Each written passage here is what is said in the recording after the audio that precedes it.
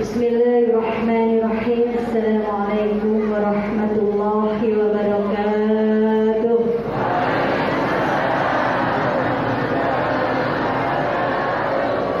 Asyhadu an la ilaha illallah wa asyhadu anna Muhammadar Rasulullah. A'udzu billahi minasy syaithanir rajim. Inna lillahi wa inna ilaihi raji'un.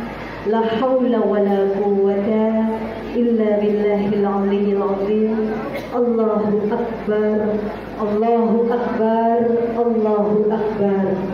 La ilaha illallah wallahu akbar. Allahu akbar walillahil hamd. Subhana malikil qudus, subhana malikil qudus, subhana zil mulki wal jabar, subhana zil mulki wal jabar, subhana zil izzati wal azamati wal qudratihi wal haibati was sultan wal a'lai wal kibriyai wal jabar wal jalali wal jamali wal la yamutu wal la yafutu abada.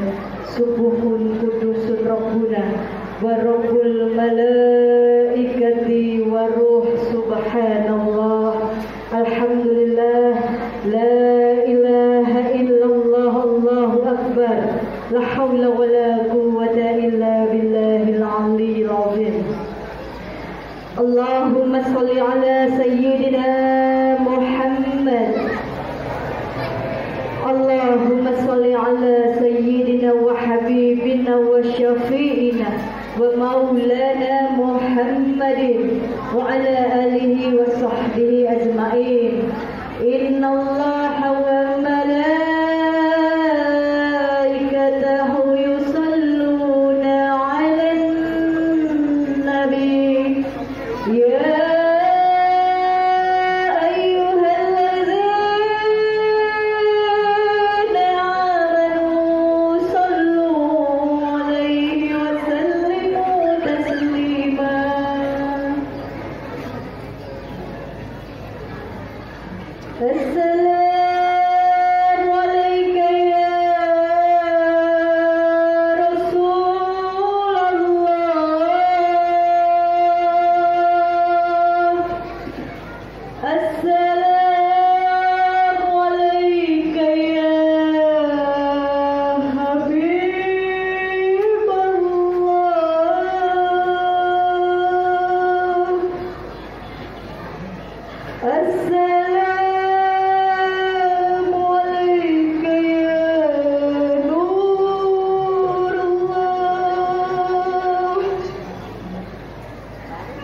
السلام عليك يا صفوة الله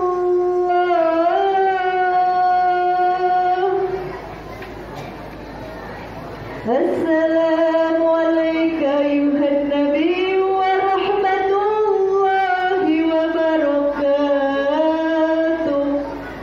السلام علينا وعلى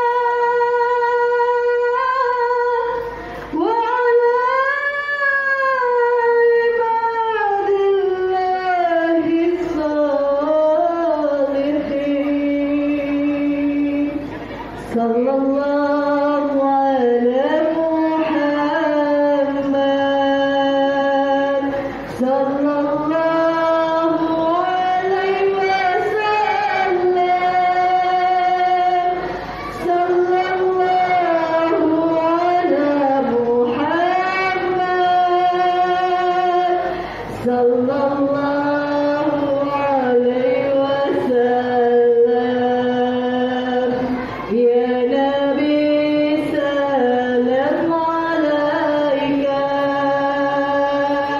يا رسول سلام عليك يا حبيب سلام عليك صلوات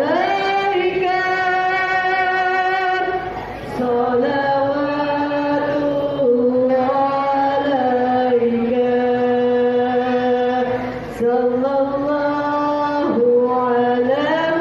على محمد اللهم صل وسلم صلى الله عليه وسلم صلى الله على محمد صلى الله عليه وسلم اللهم صل وسلم وبارك عليه ربي اشرح لي صدري ويسر لي امري واحلل عقدة من lisani yafqahu qawli amma ba'd. Alhamdulillah, segala puji hanya milik Allah. Allah yang memberikan kita nikmat iman, nikmat Islam. Allah yang masih berikan kita sehat. Kalau bukan karena iman, gak mungkin bisa terkumpul segini banyaknya. Karena di hati semuanya ini ada iman. Dan sebaik-baik hati, hati yang mengimani Allah dan Rasulnya. Maka kalau di hatinya gak ada Allah dan Rasulnya, berarti hatinya belum baik. Ya, karena sebaik-baik hati, hati yang mengimani Allah dan Rasulnya.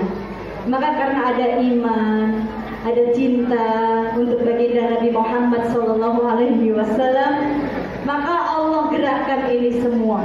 Duduk sama-sama cuma kepengen dapat cintanya Nabi. Nah, alhamdulillah dari tadi mau minta soalnya.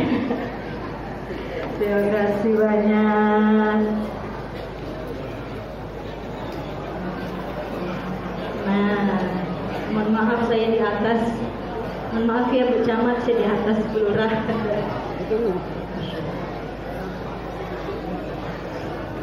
Alhamdulillah, Allah masih berikan kita nikmat sehat walafiat, panjang umur dalam ibadah, insya Allah umur dalam keberkahan. Apalagi ini bulan yang sangat-sangat penuh dengan rahmat Allah. Masuk bulan Rabiul Awal, dari awal sampai akhir nanti setiap harinya Allah turunkan rahmat. Buat siapa? Buat umat-umat Muhammad yang sedang bersolawat, bergembira atas lahirnya baginda Nabi Muhammad SAW, bergembira atas kelahiran, bulan kelahiran baginda Nabi Muhammad SAW. Setiap harinya Allah turunkan rahmat. Maka perbanyak sholawat. Supaya apa? Sholawat juga bukan hanya sholawat saja di lisan, tapi pakai ruh. Supaya ruh baginda Nabi ini hadir di tengah-tengah kita. Karena saat kita memanggil Rasulullah SAW, kalau kita memanggilnya dengan cinta, panggilnya pakai ruh, ya insya Allah Rasulullah hadir di sini. Kita. Jadi harus dengan cinta, pakai ruh bersolawatnya. ya. Insya Allah semoga kita mendapatkan setetes saja cintanya Nabi di hati kita, ya. Semoga Allah kehendaki kita bisa melihat wajah kekasih Allah ini, ya Bu ya. Nikmat kalau bisa melihat wajah beliau, Bu, ya. Kita dikasih kemudahan, dikehendaki oleh Allah, ditakdirkan oleh Allah kita bisa bermimpi melihat wajah Rasulullah Sallallahu Alaihi Wasallam. Semoga Allah mudahkan kita, minta sama Allah, Bu. Apalagi ini bulan sebaik-baik bulan yang penuh dengan rahmat Allah. Ada bulan kelahiran baginda Nabi Muhammad Sallallahu Alaihi Wasallam, maka perbanyak minta sama Allah. Udhu'uni astajib lakum. Mintalah kepadaku akan kabulkan. Apa yang kita minta, Bu? Yang kita minta yang pertama minta Allah dulu. Ya Allah, saya minta Engkau ya Allah. Ya Allah, jadi mintanya minta Allah, Bu. Ya, kalau kita minta Allah, minta cintanya Allah, Allah cinta sama kita. Ya Allah, saya minta Engkau ya Allah, minta Engkau ya Allah. Cuma minta Allah, tenang hati, Bu. Ya. Kalau kita minta Allah, tenang insya Allah. Gimana gak tenang? Allah yang ngurus hidup kita ini semua. Allah yang punya dunia, Allah yang punya langit, Allah yang punya semesta alam ini. Jadi mintanya Allah aja udah. Lalu apa lagi minta? Ya Allah, minta cintanya Nabi ya Allah. Ini. Lalu minta apa lagi, Bu? Minta masuk surga Firdaus ya Allah. Nah, karena Rasulullah ini adanya di surga Firdaus, Bu. Jadi minta supaya kita ketemu. Jangan tanggung-tanggung mintanya, Bu. Minta surga Firdaus, jangan surga aja, surga Firdaus. Lalu minta apa lagi? Minta masuk surga tanpa hisab ya Allah. Itu yang kita minta. Jangan minta dunia dulu. Minta urusan akhirat dulu aja. Ya Allah, minta masuk surgamu tanpa hisab. Minta apa lagi, Bu? Minta nanti bisa jalan ke Sirat itu secepat kilat, Bu. Nah, ini kan Masya Allah. Baru deh mau minta dunia juga boleh. Apa yang kita gak dikasih sama Allah, insya Allah Maha Kaya pasti kasih kita. Lalu kita minta supaya mati kita husnul khatimah. Ya Allah biha, ya Allah biha, ya Allah biha husnul khatimah. Ya Allah biha, ya Allah biha, ya Allah biha husnul khatimah. Ya Bu. Ya Allah biha, ya Allah biha, ya Allah biha husnul khatimah. Ya Allah biha, ya Allah biha, ya Allah biha husnul khatimah. Itu yang kita minta, Bu. Karena kita nggak tahu kematian kita, betul nggak? Nggak tahu kita mati ini dalam keadaan seperti apa, dalam maksiat atau lagi dalam ibadah. Dan kita nggak tahu kapan kita mati. Ibu-ibu tahu nggak kapan matinya? Nggak tahu. Besok bisa ibu-ibu duluan, saya belakangan. Atau bapak-bapak duluan, saya belakangan. Atau besoknya lagi saya belakangan, bapak-bapak duluan. Atau saya belakangan, ibu-ibu duluan. Kan nggak ada yang tahu ya, Bu ya. Dibolak-balik sama aja. Nggak ada yang tahu kematian, Bu. Karena rahasia Allah. Tetapi orang yang beriman mampu, ya, orang yang beriman mampu mengatur waktunya sebaik-baik. Waktu dipenuhi dengan amal soleh. Kalau enggak sayang, enggak ada yang tahu kematian kita. Jadi kita hanya dikejar oleh waktu nih, Bu. Ya, kayak tadi nih saya dikejar banget nih di jalan. Ternyata, Bu, 3 jamnya di sini sama 3 jamnya di Jakarta beda banget. Saya tanya, perjalanannya berapa jam nih? Ya paling 3 jam. Oh ya, udah nikmat gitu ya. Dinikmati gitu ya. Ya Bu aja. Iya, gitu aja juga nggak tahu ternyata kan. Ada 3 jam. Ternyata 3 jamnya di sini mah beda ya sama 3 jam Jakarta. 3 jamnya dikali 2 kali lipat, Bu. Masya Allah ya, Masya Allah, nikmat sekali. Jadi ini nggak pernah ada yang tahu ya. Ini di luar heboh banget. Berdiri deh. Assalamualaikum, Bu. Maafin ya nggak kelihatan. Insya Allah masih dikasih dengar sama Allah ya. Jadi kedengaran. Oh ada ya. Nah ini. Jadi kita nggak pernah tahu, kita sedang dikejar oleh waktu. Hanya 24 jam ini nih. Nanti malam kita tidur di rumah masing-masing. Belum tentu besok pagi Allah masih kasih nafas sama kita. Ada yang bisa jamin besok pagi masih panjang umur? Gak ada. Ya gak ada. Saya mendapatkan hikmah.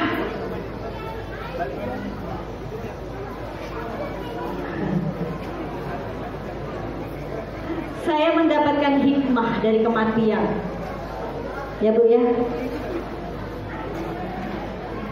Mendapatkan hikmah dari sebuah kalimat kematian. Kematian gak ada yang tahu. Tetapi kematian itu pasti.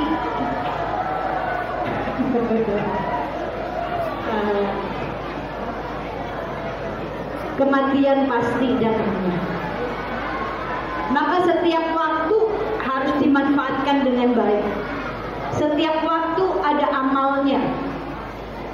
Karena setiap amal akan ada batas waktunya.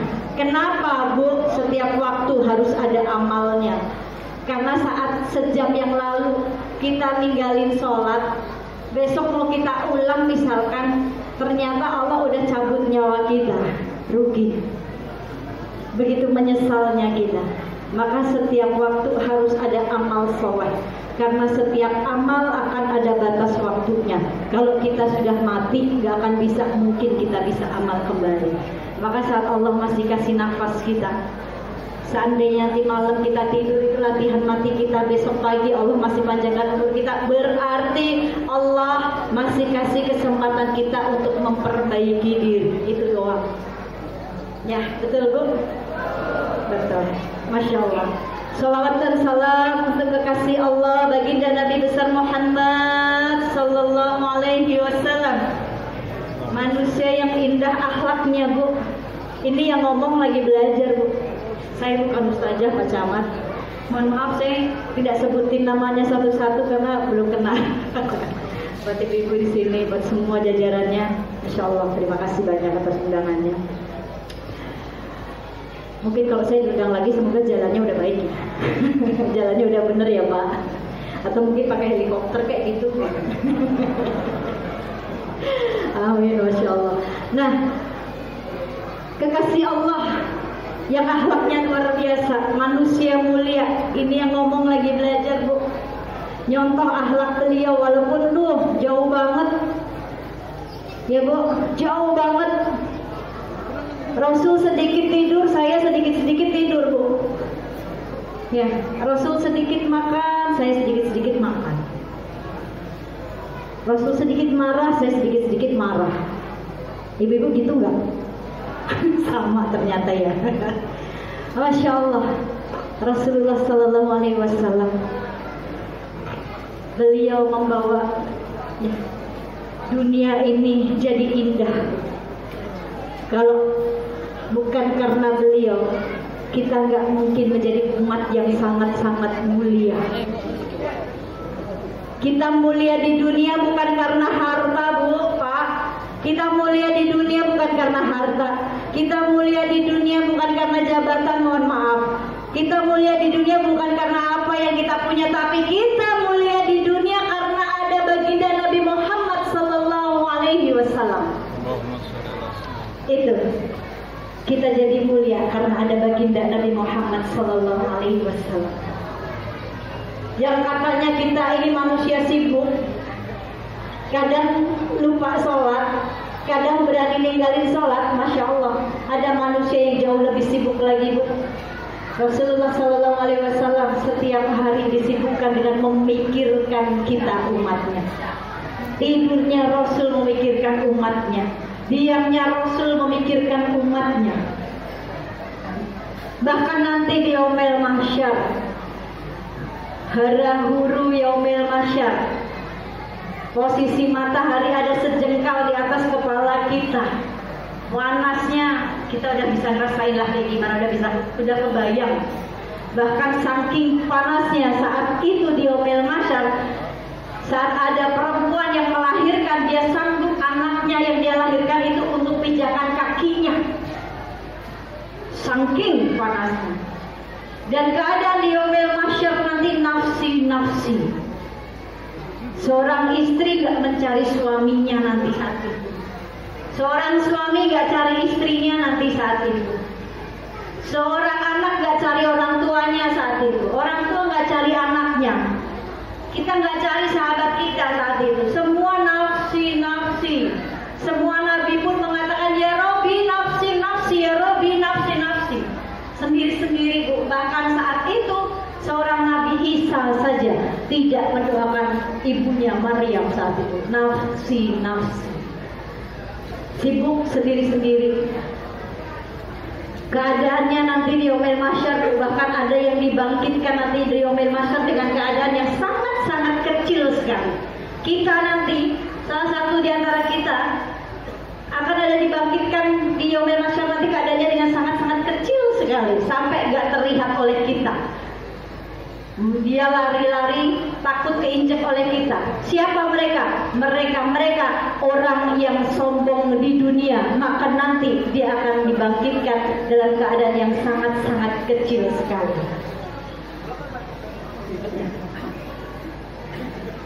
Tetapi saat semua nafsi, semua nabi mengatakan sendiri-sendiri ya Rabbi nafsi. Kekasih Allah ini Bu sibuk sujud panjang, menangis dalam sujudnya. Bahkan Allah meminta malaikat Jibril supaya Rasulullah ini bangkit dari sujudnya. Tetapi Rasulullah tidak mau bangkit dulu dari sujudnya sebelum Allah mengabulkan permintaan doanya. Apa yang beliau minta Bu? Beliau minta Allah mengampuni dosa umatnya, Allah mengampuni hilaf umatnya. Kita yang bikin dosa, Rasul yang memintakan ampun kepada Allah Bu. Gimana gak enak jadi umat Muhammad? Kita yang maksiat, kita yang dosa, kita yang menancapkan duri, luka di hati baginda Nabi Muhammad dengan maksiat kita. Tetapi beliau yang paling sibuk sujud panjang nanti minta sama Allah supaya Allah ampunkan dosa-dosa hilaf umatnya. Bahkan nanti saat di arusnya Allah, di singgasana arusnya Allah, semua nabi sudah mendapatkan kursinya masing-masing, sudah duduk di kursinya masing-masing. Kursi 1 kosong, yaitu kursi baginda Nabi Muhammad SAW. Rasulullah gak ada duduk di situ. Padahal semua nabi sudah duduk di situ. Di arusnya Allah. Beliau ada di mana Bu? Beliau ada di mizan. Ngapain Bu beliau di mizan? Beliau negosiasi sama Allah saat umatnya ini mau dimasukkan ke neraka setelah ditimbang. Beliau yang negosiasi Bu. Ya Allah, ini umatku. Tuh, Masya Allah Bu. Maka sungguh Ibu, kalau kita nanti gak bisa berjumpa seperti ini, duduk di taman surga melihat wajah kekasih Allah ini, ya rugi banget. Karena beliau saja mengatakan kepada sahabatnya, Sayyidina Abu Bakar Siddiq, ya Sayyidina Abu Bakar Siddiq, aku rindu kepada saudaraku. Ya Rasulullah, aku saudaramu. Enggak, engkau hanya sahabatku saja. Aku rindu kepada saudaraku. Aku rindu kepada saudaraku yang tidak hidup di zamanku, tidak pernah melihat wajahku, tetapi mereka beriman kepadaku, mereka menjalankan sunnahku, mereka beriman kepadaku, masih terus bersolawat kepadaku. Aku rindu sama mereka, aku ingin bertemu mereka nanti di surga Bu. Siapa yang dirindukan Bu? Kita yang dirindukan oleh baginda Nabi besar Muhammad SAW. Kita yang dirindukan oleh baginda Nabi besar Muhammad SAW. Kita Bu yang dirindukan. Beliau sampai mengatakan itu kepada Sayyidina Abu Bakar Siddiq, saking rindunya sama umatnya. Ini. Maka qul in kuntum tuhibbunallah fattabi'uni yuhibbukumullah wa yaghfir lakum dzunubakum. Katakan jika engkau mencintai Allah, benar-benar mencintai Allah, maka ikutilah aku. Aku di sini baginda Nabi Muhammad SAW. Maka Allah akan mengampunimu. Apa yang diikuti Bu? Akhlaknya. Kenapa akhlaknya, Bu? Kalau kita pengen dimuliakan orang lain, ya kita harus memuliakan orang lain. Yang diikuti akhlaknya, Bu. Sunnahnya iya, akhlaknya yang paling penting. Susah, Bu. Kita jangan cuma belajar cari ilmu saja, tapi harus belajar adab supaya ilmunya ngikut. Punya ilmu tapi nggak ada adab, percuma. Ya, ini yang ngomong juga lagi belajar, Bu. Saya bukan saja, jangan panggil saya belajar. Lagi belajar, Masya Allah. Bagaimana meneladani, sedang mencari tahu terus kehidupan Nabi itu seperti apa. Mencari tahu kesabaran Nabi seperti apa. Mencari tahu penderitaan Nabi untuk umatnya seperti apa. Mencari tahu cintanya Nabi kepada Allah seperti apa. Mencari tahu cintanya Nabi kepada kita seperti apa. Mencari tahu kehidupan Nabi seperti apa. Itu namanya cari tahu. Kalau istilah zaman now, kepo. Ibu tahu kepo nggak? Nggak tahu. Tahu kepo? Kalau orang Jakarta bilangnya kepo. Ih, kepo banget sih gitu. Tahu kepo? Kepo itu artinya cari tahu. Cari tahu keadaan orang lain, pengen tahu. Pengen tahu keadaan tetangga, cari tahu dia kayak gimana, kan gitu. Itu cari tahu yang gak baik, Bu. Ngurusin hidup orang. Memang kita gak punya urusan, betul, Bu? Nah, ya kan? Repot banget ngurusin hidup orang. Repot banget mikirin orang lain. Yang kita pikirin udah tidur, kita mikirin dia gak tidur-tidur. Rugi banget. Coba kalau mikirinnya Rasulullah, Bu, enak banget. Coba keponya kepo ke Rasulullah. Cepo sampai. Coba cari tahu yang baik tentang kehidupan Rasulullah. Bagaimana rumahnya Rasulullah, bagaimana cintanya Rasulullah kepada kita, bagaimana penderitaan Rasulullah memikirkan kita, bagaimana perjuangan Rasulullah untuk agama Allah ini seperti apa, bagaimana cintanya Rasulullah untuk agama ini seperti apa, bagaimana cintanya Rasulullah ini untuk Allah seperti apa, cintanya Rasulullah untuk kita seperti apa, cari tahu. Bagaimana penderitaan ya para sahabat seperti apa, kehidupannya seperti apa, kehidupan istri-istri Rasulullah seperti apa, ketaatannya seperti apa, supaya kita dapat ibroh, pelajaran yang baik, iman kita bertambah. Kalau kepoin artis tuh gak dapat apa-apa. Cari tahu kehidupan artis gak dapat apa-apa. Artisnya juga belum tentu dijamin masuk surga, kita udah cari tahu kehidupannya, nyontoh kehidupannya buat apa. Tapi kalau kita cari tahu, kepo dengan kehidupan baginda Nabi Muhammad, istri-istri Rasulullah, para sahabat, para sahabiah, ya, keluarga Nabi, mereka sudah dijamin surga, Bu. Sudah mendapatkan gelar radhiyallahu anhu, radhiyallahu anha. Enak, ada manfaatnya. Masya Allah. Belajar dari kehidupan Rasulullah, Bu. Pak, belajar dari kehidupan Rasulullah. Bagaimana Rasulullah cintanya kepada kita. Bahkan saat sakaratul maut saja, rasa sakit yang dideritanya Rasulullah gak kepengen kita juga ngerasain sakit sakaratul maut. Segitu dipikirkan oleh Rasulullah. Jangan sampai rasa sakit kematian ini dirasakan, dialami oleh umatku. Ya. Semua manusia, kita, saya, ibu, bapak-bapak, semua hanya punya dosa. Ada di sini nggak punya dosa? Boleh angkat tangan, saya kasih hadiah. Boleh. Di sini semuanya cuma beda dosa. Saya banyak dosanya. Beda dosa saja mungkin kita. Kita cuma punya amal sama dosa, tapi nggak tahu banyakan amalnya atau banyakan dosanya. Mungkin kita orang yang ahli ibadah, tapi nggak tahu apakah ibadah itu kelak mampu membawa kita ke surga atau justru ke neraka. Maka belajar dari akhlaknya Rasulullah. Bu, ini kalau Allah tampakkan dosa-dosa maksiat saya, aduh ini mic nggak mau dipegangin sama saya, kalau kursi nggak mau dudukin sama saya, jijik mungkin dengan dosa-dosanya. Karena Allah tutupin saja dosa-dosa kita semua. Belum dosa mata kalau ngeluarin kotoran dosa. Belum dosa telinga saya mungkin kalau ngeluarin maksiat, dosa-dosa kotoran baunya. Dosa lisan yang banyak gibah, dosa tangan kaki, dosa hati pikiran kita. Ini kursi gak mau didudukin saya. Tapi Allah yang maha baik, yang maha rahmat, menutupi semua dosa-dosa kita. Aib-aib kita ditutup semua. Maka kita ini cuma punya dosa sama Allah, cuma beda dosa saja. Tetapi coba kita belajar dari akhlak Rasulullah SAW yang selalu memuliakan orang lain. Ini yang sedang saya pelajari, belajar. Ibu-ibu ingat gak kisah pengemis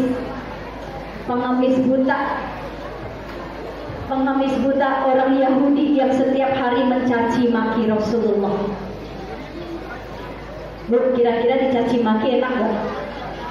Gak enak. Difitnah enak gak? Dihujat enak gak? Tapi coba lihat bagaimana Rasulullah merasakan itu semua saat berhadapan dengan seorang pengemis buta Yahudi.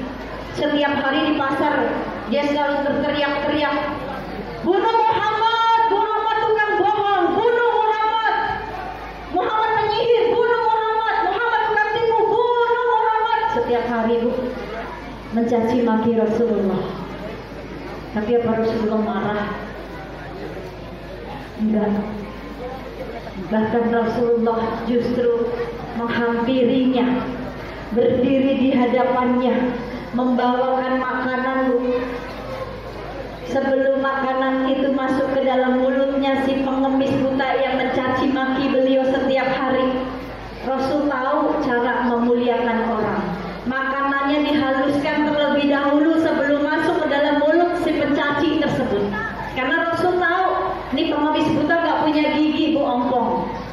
Jadi Rasul tahu bagaimana memuliakan, memudahkan pengemis buta ini untuk mengunyah. Dihaluskan Bu makanannya terlebih dahulu Pak ke dalam sebelum masuk ke dalam mulut tersebut. Disuapin, caci maki lagi, bunuh Muhammad, Muhammad tukang bohong, bunuh Muhammad, menyeru orang-orang untuk membunuh.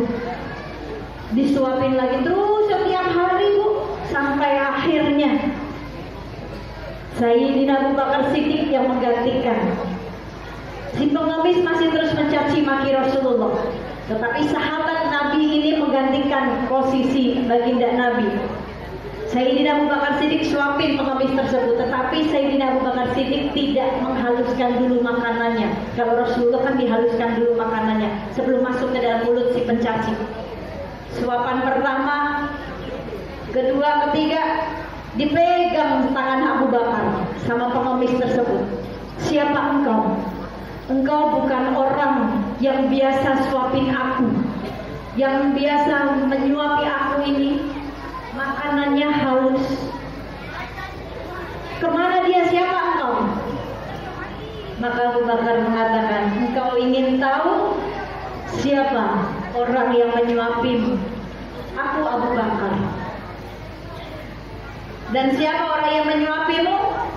Dia Muhammad yang setiap hari engkau caci maki, setiap hari engkau menyeru orang-orang untuk membunuh Muhammad, setiap hari engkau mengatakan Muhammad tukang bohong, setiap hari engkau mengatakan Muhammad tukang tipu, Muhammad penyihir, dan engkau meminta orang-orang untuk membunuhnya. Tetapi dia yang setiap hari berdiri di hadapanmu, menyuapimu, menghaluskan makanannya terlebih dahulu sebelum masuk ke dalam mulutmu, dialah Muhammad. Gemetar Bu, si pengemis buta itu gemetar mendengar nama baginda Muhammad disebutkan. Menangis dia. Setiap hari orang yang saya caci maki justru yang berdiri di hadapan saya, memuliakan saya saat tidak ada orang lain yang memuliakan saya, saat tidak ada orang lain yang menyuapi saya. Tetapi orang yang saya caci maki, saya hina, saya fitnah, dia yang memuliakan saya, berdiri di hadapan saya. Menangis Bu. Kemana Muhammad?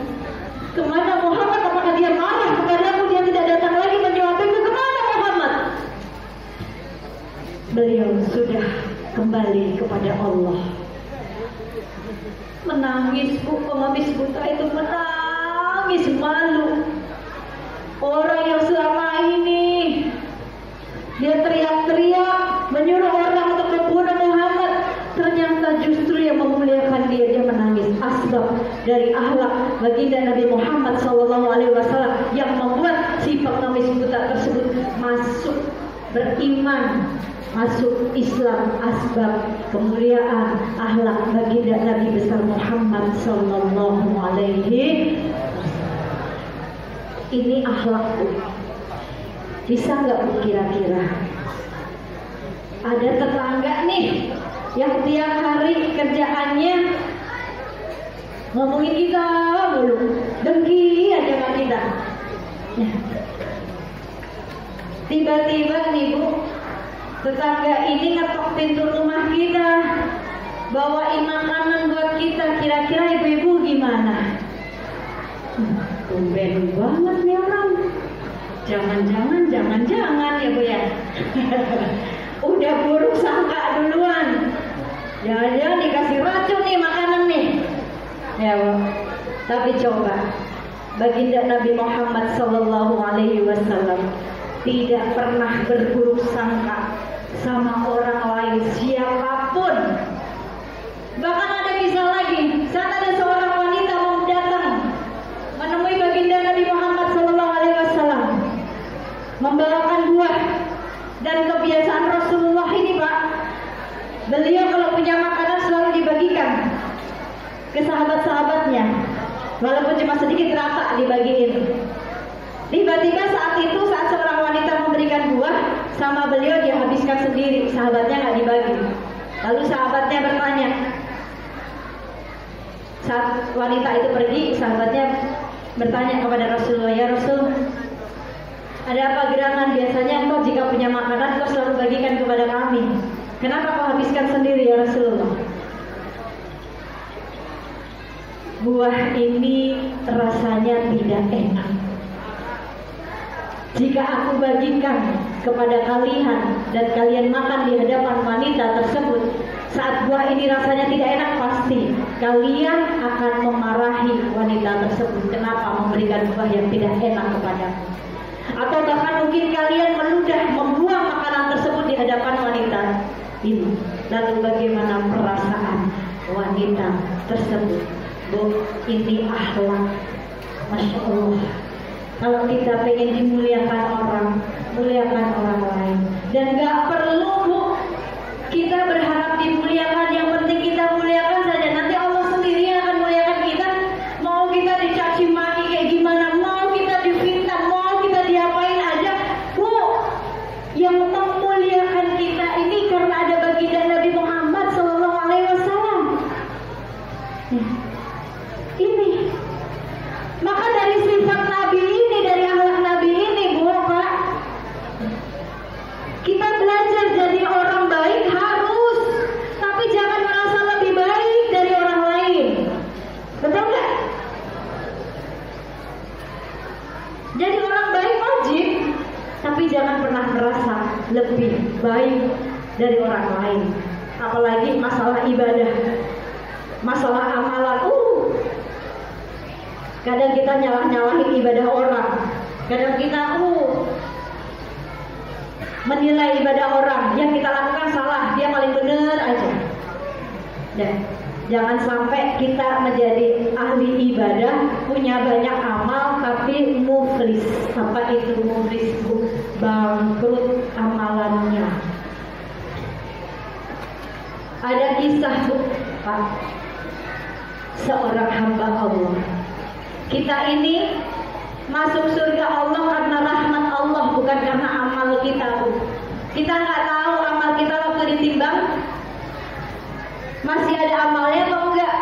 Jadi kita masuk surga ini selain syafaat dari Rasulullah, lalu karena rahmat Allah.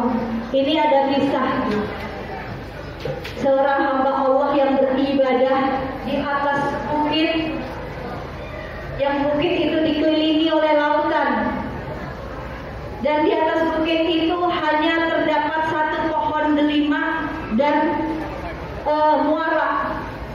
Dan hamba Allah ini hidup di atas bukit tersebut sendiri dan sudah beribadah selama 500 tahun lamanya. Setiap hari pohon delima ini berbuah satu, maka dia makan.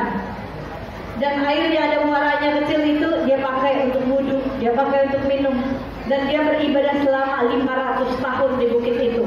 Bahkan di dalam doanya dia meminta sama Allah supaya Allah matikan dia dalam keadaan sujud dan dibangkitkan dalam keadaan sujud.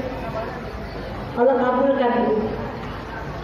Sampai suatu ketika Allah mengatakan kepada malaikat, ya malaikat, masukkan dia ke surgaku karena rahmatku. Maka si hamba ini nego, Bu. Dia bilang sama Allah, ya Allah, masukkan aku ke surgamu karena ibadahku selama 500 tahun, ya Allah. Maka kata Allah, ya malaikat, masukkan dia ke dalam surgamu karena rahmatku.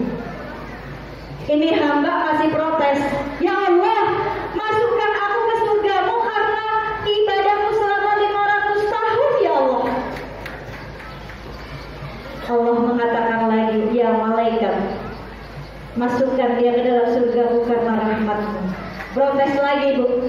Ya Allah, aku ini sudah beribadah selama 500 tahun, maka masukkan aku ke surgamu karena ibadahku yang 500 tahun tadi.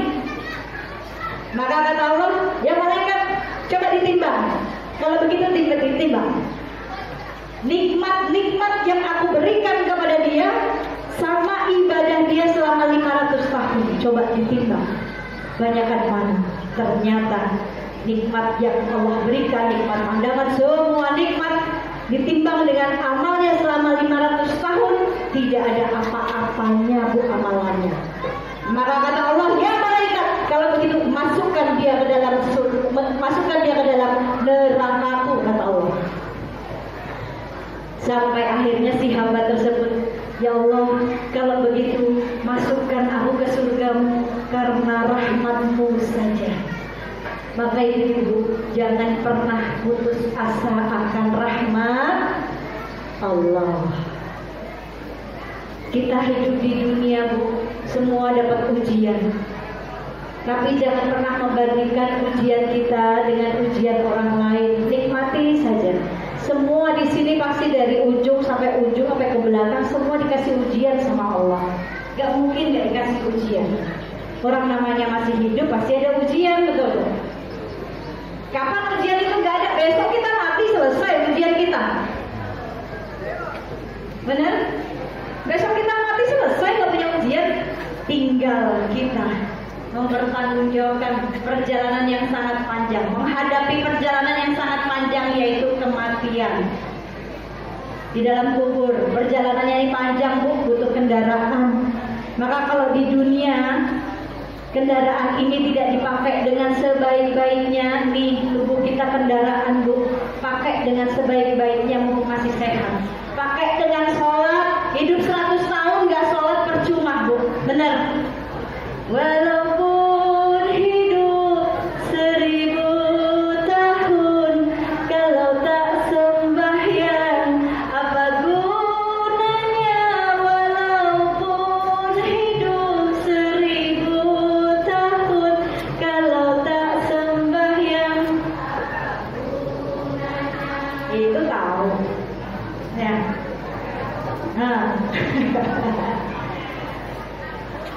Jadi kita hidup di dunia mau 100 tahun, 1000 tahun, kalau nggak sholat percuma. Ini kendaraan mumpung lagi sehat, tubuh kita mumpung sehat, ya. Pakai ibadah, jangan sampai nanti, Bu, kita nyesel. Kendaraan terakhir kita ada di pundak nih. Kalau nggak di saudara kita, kalau nggak di tetangga kita, ya udah di pundak mereka, alias kurung batang. Jangan sampai kita udah di kurung batang baru nyesel, karena penyesalan manusia pertama kali nanti, Pak, saat dia ucapkan saat sakaratul maut sudah di tenggorokan dia, Allah akan tampakkan video nih. Mau yang ditampakkan video kebaikan atau keburukan. Saat ternyata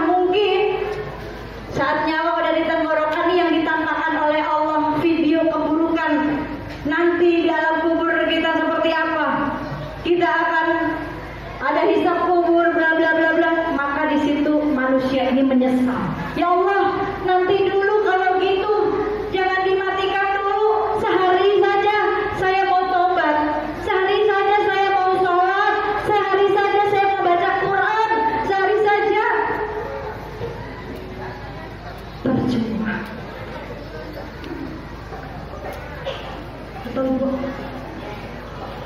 Ya, ya. Betul nggak? Saya minum dulu ya Bu. Promosi.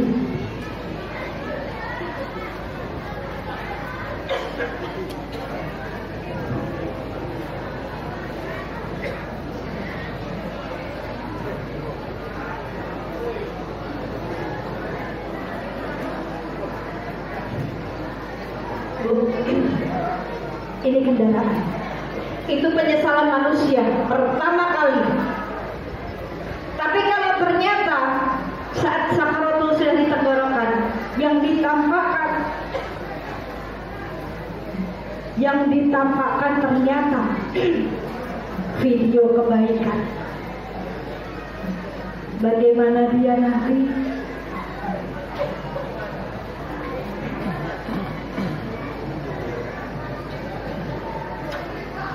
Bagaimana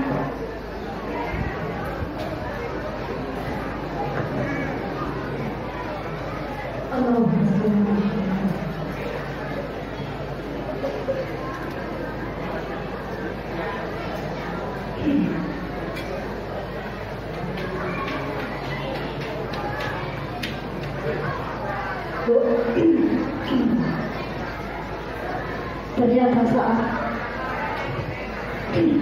Allah tampakkan video kebaikan, indahnya dia dalam kubur, cahaya dalam kubur, ketenangan dalam kubur, nikmatnya dalam kubur. Maka dia bergegas pengen bertemu dengan Allah, bergegas pengen bertemu dengan Allah.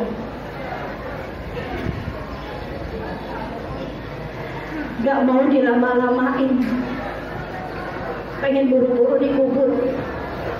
Tapi buat yang di dunia kerjaannya hanya maksiat saja, dia akan mengalami penyesalan dan minta dipanjangkan 1 hari saja. Dia mau sholat lagi. Maka saat hari ini Allah masih titipkan umur kita, Bu, yang gak tahu umur itu sampai kapan kitanya. Maka yuk perbanyak dekati Allah dan menanamkan duri lagi di hati Rasulullah dengan maksiat kita.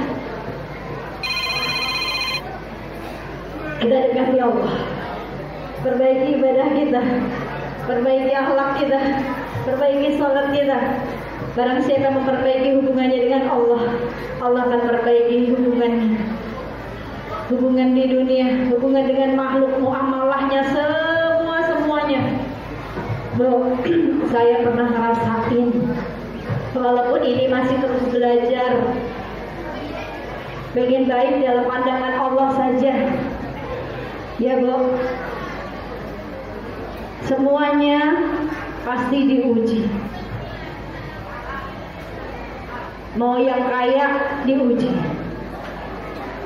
Yang kaya yang katanya udah punya rumah mewah, punya mobil mewah, punya harta, punya jabatan, punya perusahaan, belum tentu dia jadi orang yang bahagia, Bu. Betul nggak? Ini kisah nyata soalnya. Ada seorang ulama bertanya nih sama temennya. Kebetulan temennya ini sohibnya orang kaya banget, Bu. Punya rumah mewah, harta banyak, berlimpah, perusahaan di mana-mana. Istri cantik, anak lucu-lucu. Saat ditanya, lagi ngobrol, ditanya tentang bahagia, dia jawab gak bahagia. Alhamdulillah ya, kamu pasti bahagia, hidupmu sudah berubah banget. Apa jawab dia, Bu? Kata siapa saya bahagia? Lah, kamu udah punya semuanya. Rumah yang kamu impikan, rumah mewah, mobil mewah, harta banyak, perusahaan banyak, semua yang kamu impikan sudah terwujud, sudah Allah kasih. Kenapa gak bahagia? Hati saya gak bahagia. Ternyata bahagia bukan ini, bukan yang zahir saya lihat. Mungkin orang yang bahagia, coba deh tanya, Pak Ustadz tanya deh sama tukang becak atau tukang es cendol di pinggir jalan, mungkin dia yang paling bahagia hidupnya, nggak kayak saya. Pak Ustadznya penasaran tuh, masa sih udah punya semuanya dia nggak bahagia. Akhirnya dia tanya tukang cendol yang di pinggir jalan, ketemu dia tanya, Pak, laku berapa hari ini? Baru laku 2, sementara pulang harus bawa uang. Tapi bersyukur Pak, ya bersyukur aja. Bahagia ya Pak ya? Enggak, kata siapa saya bahagia? Bingung, pulang harus bawa duit, gak cukup. Akhirnya Ustadznya bingung Pak. Tadi yang punya semuanya dia bilang pasti bahagia, dia gak bahagia. Katanya tukang cendol yang bahagia. Giliran ditanya tukang cendol bilang gak bahagia. Yang bahagia tuh pasti yang udah pada punya semuanya tuh, gak mikirin utang, gak mikirin harus cari uang. Ustadznya bingung. Ternyata yang punya yang kaya bilang gak bahagia. Yang kaya bilangnya tukang cendol yang bahagia, ketemu tukang cendol ditanya gak bahagia. Lalu siapa orang yang bahagia ini tuh? Bu, kira-kira orang yang bahagia siapa Bu? Yang kayak gimana Bu? Orang-orang bahagia itu yang kayak gimana Bu? Orang-orang yang bahagia itu yang hatinya tenang. Alladzina amanu wa tatma'innul qulubuhum bi dzikrillah. Orang-orang yang bahagia itu yang tenang, itu yang hatinya terus mengingat Allah, bersyukur dengan keadaan apapun. Gak punya, minta sama Allah dikasih, masih ngeluh. Maka orang-orang yang bahagia, yang hatinya ada iman, ada Allah, dia bahagia dengan ujiannya. Mau diuji A, B, C, D, dia tetap bahagia. Karena apa? Di hatinya ada Allah. Allah menguji kita. وَلَنَبْلُوَنَّكُمْ بِشَيْءٍ مِنَ الْخَوْفِ وَالْجُوعِ وَنَقْصٍ مِنَ الْأَمْوَالِ وَالْأَنْفُسِ وَالثَّمَرَاتِ وَبَشِّرِ الصَّابِرِينَ. Dan pasti aku akan mengujimu, kata Allah, dengan sedikit ketakutan. Bu, saya waktu baca ayat ini Pak, ini surat Al-Baqarah. وَلَنَبْلُوَنَّكُمْ بِشَيْءٍ مِنَ الْخَوْفِ وَالْجُوعِ وَنَقْصٍ مِنَ الْأَمْوَالِ وَالْأَنْفُسِ وَالثَّمَرَاتِ وَبَشِّرِ الصَّابِرِينَ. Saya waktu baca ini Pak nangis. Ternyata saya gak bersyukur banget ya. Ternyata saya masih membandingkan, apa cuma saya yang dikasih ujian sama Allah. Ternyata saat saya bertanya sama Allah, ya Allah kok gak adil banget sih? Kenapa harus saya sih? Kenapa bukan yang lain aja? Maka terjawab.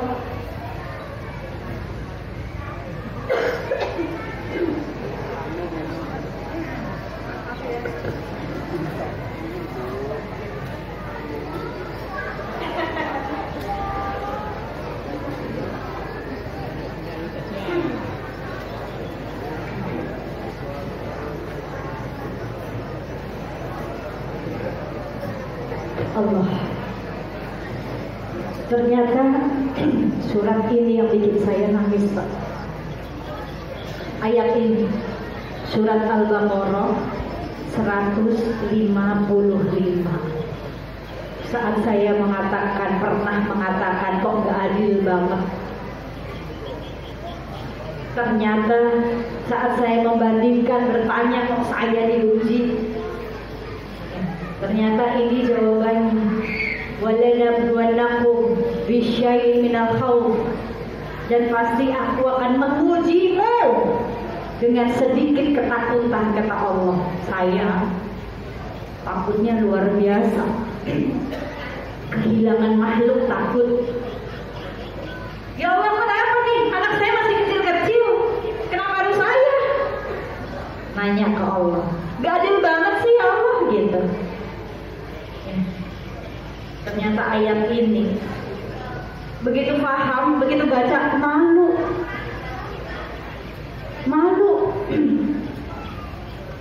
Baginda Nabi ujiannya, Masya Allah. Istri Fir'aun ujiannya, siapa istri Fir'aun? Asia. Ujiannya Masya Allah. Siti Hajar, ujiannya Masya Allah. Maryam, ujiannya Masya Allah. Siapa saya? Bertanya sama Allah kok nggak adil. Bertanya kok saya, kenapa? Sedikit ketakutan, takutnya luar biasa. Nanti gimana ya? Cari makannya gimana ya? Oh, pertanyaannya banyak. Sedikit ketakutan, kelaparan, kehilangan harta, jiwa, semuanya Bu. 2014 saat rumah saya terbakar habis semuanya, di situ